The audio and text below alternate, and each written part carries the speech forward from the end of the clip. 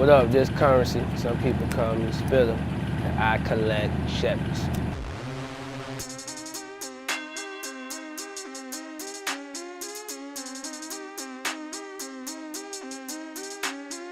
What's going on? It's your boy George Kill, and I'm back with a brand new Koisky episode of I Collect. This time I'm in New Orleans, my favorite city, with my man Currency. What's going on, man? Good, brother. How you, my boy? Yeah, I'm good. Hey, we know you all about the shoes, but then the cars is what it really is for you. I tell you what, maybe the cars are an investment in keeping all the shoes protected because I don't want to walk and ruin my dead stocks. So I then became a car fanatic. But actually, it was cars first because as a kid in a grocery store, that was how I would behave. You know, you tend to wander off down different aisles and shit. Your parents want you to behave. My mom would buy me one Hot Wheel at the checkout counter if I behaved, so I would stay on her bumper the whole way. And this is not even the half of it, right? Nah, just a lowrider heaven.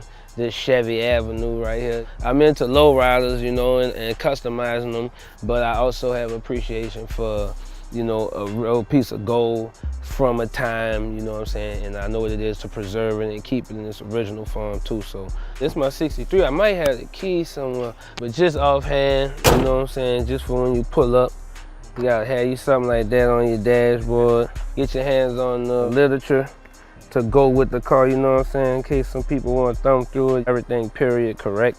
Try to keep it that way. That's the most important thing in that culture, you know. But all that's all original interior, you could, you know, check it out. When did you get this one? Maybe like a year and a half ago, after one of my tours. That's usually when I make the purchase on the bus, just online, looking at different auctions and stuff like that, and you end up falling in love with something.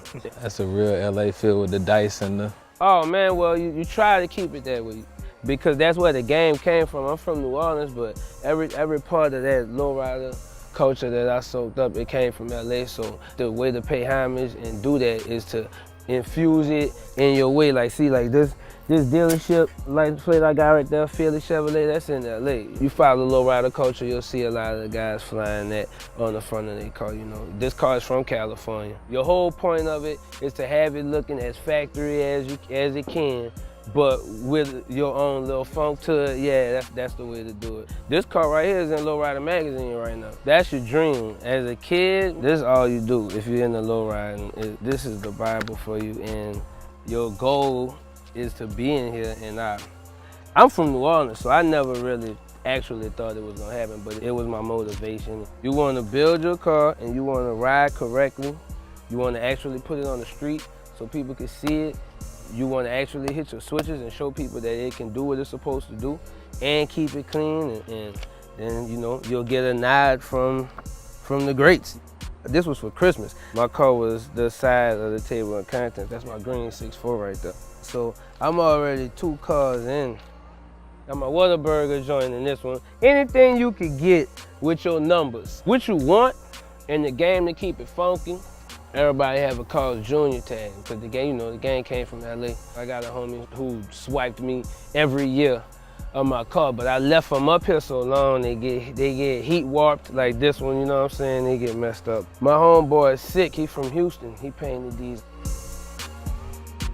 I make music, that's how I make my money, bro. It's my passion, but my dream was to drive a lowrider, like, and I didn't really know how I was gonna do it, how I was gonna get it, you know. And this is what I'm gonna do for the rest of my life. And you never die, even when you physically leave the earth. Like the builds that you was responsible for and the game you gave people always gotta say your name, and that shit just keep you on the streets. So as we make our way over here to the Bel Air. This was supposed to be when I retired. I figured I'd be an old man at an auction, just, you know, fuck it, bang the gavel and get it. Yeah. But the day we started the tour, a friend of mine posted this car on Instagram. Bel Air's cost so much. Bel Air, you damn near gotta drive like 50 bands just to get the bitch. You know, so I was like, I'm not in that mindset to where I'm gonna do that. But I was like, you know what, man? I know how many shows I'm about to do. Fuck it. Just spend it, you know what I'm saying? We're gonna put it back in there, go and get it. This car didn't do anything to it. This is how it showed up, you know what I'm saying? And there's nothing to do to it, but put an air freshener and some gas in it. There's chrome wax on all of it, so don't trip on me for it not shining as hard as you might expect it to. But if you zoom in, you see the swirls. We got the yellow Impala here. Yeah, man. This is a glass house. This is a glass house. This is a glass house. People say that all the time, they don't know exactly what they're talking about, but you're talking about a Caprice Impala 70, like a 72 to 76, 77. I got this car from Instagram. I'm not gonna call him somebody, I'm calling him the homie at this point. The homie DM'd me, he's like, Spitta, you the only one that I sell it to, you know what I'm saying? He's like, I don't want it. I'm trying to build a 96 Impala, but it's just sitting in the way. And it's all original. Give me 10 grand for it. And I was like, damn, G, you know, no matter how much money you got, you can't roll with the first thing. You know what I'm saying? I could have been sitting on like 50 cash, but you asking me for 10, I gotta try and get you for 6. You know what I'm saying? And then if you don't hang up on me, then we try to meet somewhere, you know? So we got to 8,000 and a full tank. All right, he filled the tank up and he lived an hour away. He filled the tank up. He drove it an hour to the studio with the windows up, and that was a major thing because as soon as he pulled up to the studio in New Orleans with the windows up in August, you know something. He got AC in that thing. So this car was factory fresh, 16,000 original miles on it, air conditioning still working, $8,000. That doesn't happen anywhere in America without a gun. You know what I'm saying? So all I did with this, I took the factories off it and I put these 13x7 Supremes on it. This was one of the original lowrider wheels. Dayton's took the game, you know, 100-spoke wheels took the game, but if you look up some vintage lowriding, you'll see footage of cars rolling Supremes and Kragers. You could come in the game with some Supremes or some Kragers, you know, because it'll show them that you have to clearly know something. Like your dad cares, your uncle cares, somebody have their hand on your shoulder with this car shit and is telling you, you know, what to do. That goes with those two. That's Zeniths on those. The only car that have Dayton's on it here is that green 6.4. Some people have imitation Zeniths, but I'm not gonna talk about y'all. It's all good. We love you. I just want you out on the street. It don't matter to me, you know what I'm saying? I was going to that 6.4 next. That's my favorite car you have out here. This is my favorite car. This is the first car that was in Lowrider magazine that I have. Chrome engine, chrome everything. All the steering linkage, everything chrome. So Spitta, what's the best part of a lowrider? Is it the engine? Is it the guts? I think it's your paint job because that's your initial outfit. And then that's your shoes. And you know some people say the first thing they look at are your shoes. They hand in hand. Like this car not ready. And the number one reason that it's not ready, even though it's on jack stands, and it's dirty as shit, and it's visibly not ready, the number one reason not ready is I wouldn't roll on those. Like these wheels, that's China's. No disrespect to the great nation, you know what I'm saying, of China.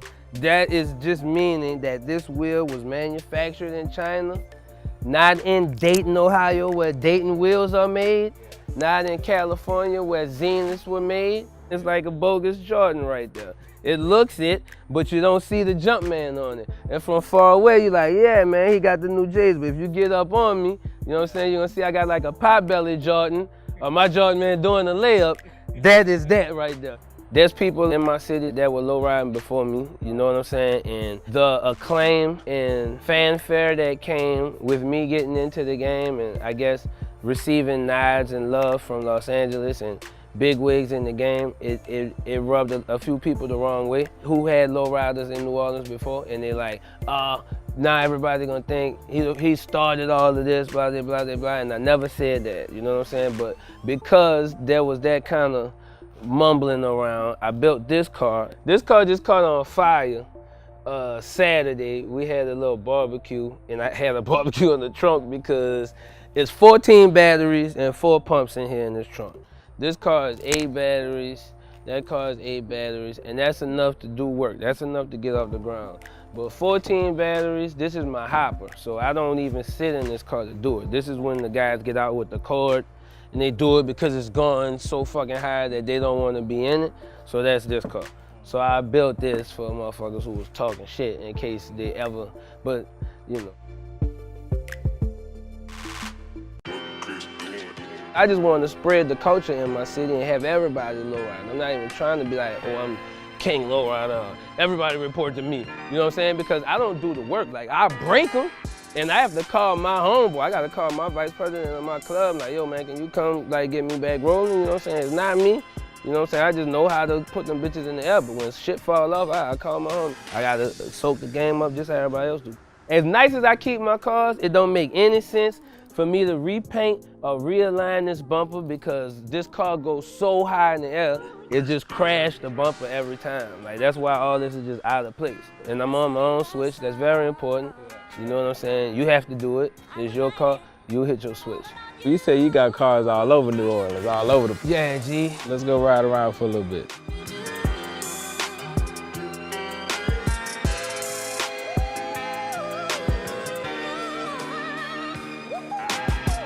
So Spitta, tell me where we at right now. We at the shop, we at Street Customs Motors. This is the before picture, this is before land. What's important right now, what have all my attention right now, is this right here.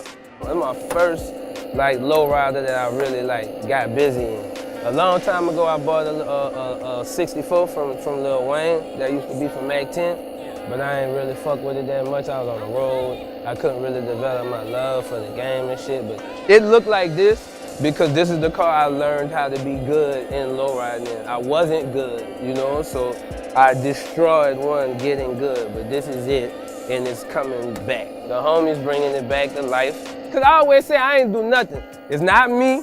It's not me. All I do is break them. What stage is it in? It already had primer on it, so we just put guide coating and put it on top. What we doing is really just checking the dust. That's all you see is the dust on it. We're gonna get a grit of sandpaper and cut it flat. Can you hear over the machine? It's live here, man. It's live here, so it's machinery, man. But this the 96, man. I got two of these. This is my stock one, but I'm gonna put some Forgiatos on it when we get done. Every time he come through, man, we help him out do a lot of things that's got going on. Back in the days when I was young, I'm not a kid anymore, but some days I sit and As youngsters in New Orleans, that's your Lamborghini. You do whatever you could do to get one of them. I'm gonna give it to one of my little homies, but my little homies getting in too much trouble. So if one of y'all get y'all shit together, I got a call for y'all. No more buying money, no more nothing for y'all little asses. Want y'all to do something righteous, get your shit together, and come get the keys to some of this shit that I don't want. It's just sitting in the yard. You know I'm the big homie, you know I'ma look out. How old were you when you got your first car? That green Monte Carlo that's back there, so I might have been like 20. Before I could afford them, it was a passion in because my parents would run into you. Like I had an issue with model cars and lowrider bikes to where actual money, if I would have paid attention, I probably could have bought a car, you know what I'm saying? But I'm like, nah, I gotta order this for this. I need rotating tables for these little cars, just blowing real money in my room, you know what I'm saying? How many cars of yours are here? 9, maybe. All that stuff over there, and then the stuff that I'm waiting on to come out, you know what I'm saying? So it might be more than 9. Yeah. Maybe like 11, 12. All right, Spitta, I collect. All about the collections. Give me some other people you know who have crazy whip collections. Rick Ross. And anytime I'm invited to a fucking Rose house function, I'm, you know, stoked to get the invite, but I'm probably like the last person to actually make it in the house because I'm like in the driveway like, what's this? You know what I'm saying? My bro, Wiz putting together a nice little thing, man. Freddie Gibbs, Dime Kennedy, Snoop Dogg. This break my heart because he know how to hit the switches. If you saw them bring that 4 out on stage years ago, he gave his Pontiac to Kobe Bryant, but I don't know what else he have at the compound on switches. So Snoop, you have to post a vid, text me, tag me in something, let me know you got something at the compound on 13s and fluid, bro. Mike Epps got a Bel Air, but he don't have switches on it. He got big wheels on it. But look, man, like my Cali partner said, get a bar of this, get a real legitimate bar. Through the dust. I'm not even tripping. It's a 65 Eldorado. Trying to find what this damn latch is to get under here for you so you can see this motor before I go in the studio and go to work. Come on, man. That's a real motor. That's not no Cadillac engine. That's a Chevy engine. That's why I fuck with this one, because I got a Chevy heart in it, you know? But these big wheels, I got this from Forgiato, like the rim company. They good friends of mine, so they just was like, boom, Spitta.